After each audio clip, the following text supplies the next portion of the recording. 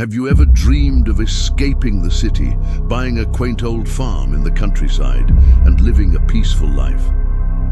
A young couple had that same dream, but their idyllic vision quickly turned into a living nightmare. They found a farm, abandoned for over 30 years, and bought it completely unaware of the dark history soaked into its very soil. The locals in the nearby village offered a cryptic warning, their faces pale with a fear that seemed ancient. No one sleeps in that house after midnight. The couple brushed it off as superstitious nonsense. They would soon learn that some warnings should be heeded. Their first night was anything but peaceful. An unsettling stillness fell over the property, only to be shattered by the sudden panic of their animals. The horses and oxen, usually calm, became frantic, their eyes wide with terror, all staring intently at the deep, dark woods bordering the farm. Then, a sound drifted from the old, dilapidated barn. It was a scream, a horrifying chorus that seemed to blend human cries of agony with the desperate, guttural moos of cattle. It was a sound of pure suffering, echoing from a place that should have been empty.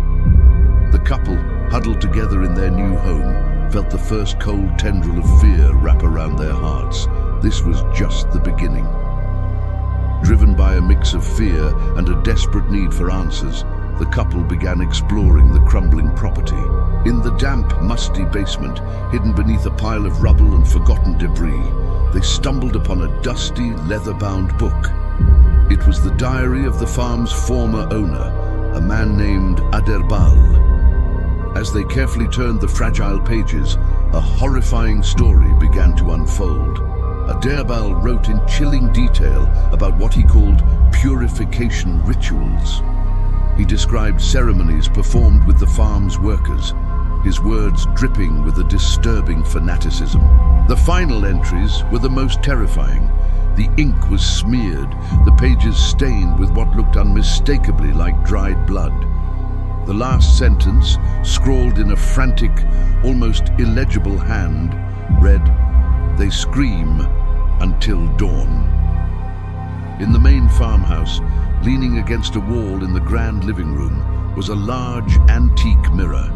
Its gilt frame was tarnished, and a web of cracks spread across its surface. This mirror didn't just reflect the room. It seemed to hold echoes of the past. The couple would catch fleeting glimpses of faces that weren't there, gaunt, terrified expressions that would appear and vanish in the blink of an eye. And with each glance into its depths, a distant scream would cut through the silence. The voice was always different, a new cry of despair joining an unseen chorus. It was as if every soul that had suffered here had left a piece of its agony trapped within the cracked glass, forced to watch the living forever unheard. Sleep became a forgotten luxury. The nights stretched into an eternity of sleepless dread. The couple would lie awake, their bodies rigid with anxiety, as an oppressive silence filled the house. Then, like clockwork, it would begin. Every single night at exactly 3:13 a.m., the house would come alive. The unmistakable sound of footsteps would echo from the roof above them, heavy and deliberate. Doors throughout the house would slam shut with violent force, one after another. And then, the whispers would start, slithering from the shadows, calling their names in hushed, menacing tones. They set up cameras, desperate to capture proof, but the phenomena were maddeningly elusive. The recordings showed nothing. The moment the clock ticked to 3:14 a.m., everything would stop. The house would fall silent once more, leaving them alone in the dark with their pounding hearts and fractured sanity. Their investigation led them to the back of the property, behind the barn where the screams originated. There, half swallowed by overgrown weeds and thorny bushes, they found an old stone-lined well. A putrid, unbearable stench rose from its dark opening, a smell of decay so foul it made them gag. Believing a dead animal had fallen in, they decided to try and clean it. As they lowered a bucket, they made a gruesome discovery. The water wasn't just murky, it was thick, viscous, and mixed with what they could only recognize with dawning horror as human remains. The old village rumors, which they had dismissed, came rushing back. The missing workers, the bodies were never found. Now they knew why. They were standing at the edge of a mass grave, the final resting place of Adebal's victims.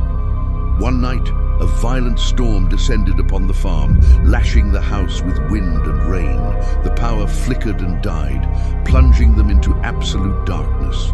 Suddenly, the landline phone, a relic they hadn't even bothered to check, began to ring, its shrill cry cutting through the roar of the storm. Hesitantly, the man picked it up. On the other end was the clear, innocent voice of a child. "We can't sleep," the small voice whispered, a chilling sadness in its tone. "Can you come play with us in the barn?" A cold dread seized him.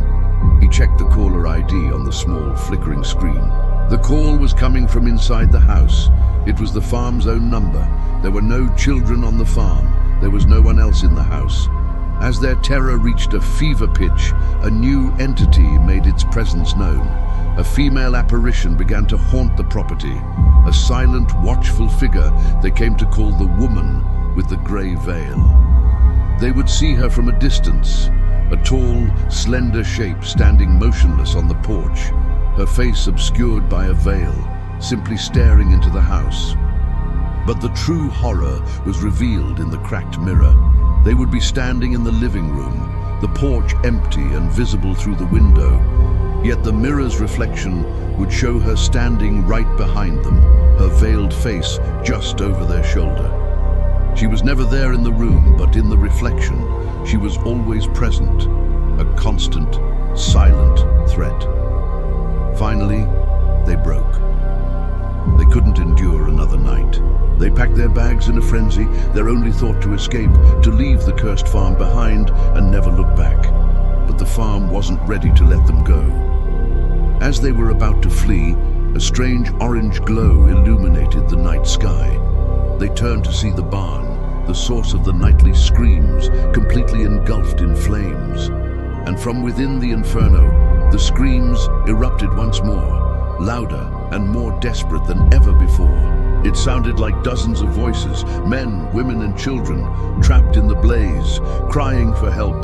The couple stood frozen, paralyzed by the horrifying symphony. But when the fire department finally arrived and extinguished the flames, they found nothing. The barn was a charred skeleton, but there were no bodies, no bones, not even a trace of anything having been burned inside. Days later, the police were called to investigate the couple's sudden disappearance. The farmhouse was empty, their car still in the driveway, their packed bags by the door. On the living room floor, they found the couple's video camera. The final recording was short. The timestamp showed 3:13 a.m. The footage is shaky, clearly filmed in a panic. It shows the couple waking up, their faces etched with terror as deafening, inhuman screams fill the air. The camera shakes violently as they scramble out of bed. Then the sound of a massive collective scream, an overwhelming wall of sound, blasts through the microphone before cutting to absolute chilling silence. The farm is now for sale again, waiting for its next occupants.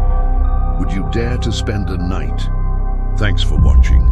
If you enjoyed this story and want to hear more tales from the dark side of history, don't forget to like this video, hit that subscribe button, and ring the notification bell so you never miss an update. Stay safe out there.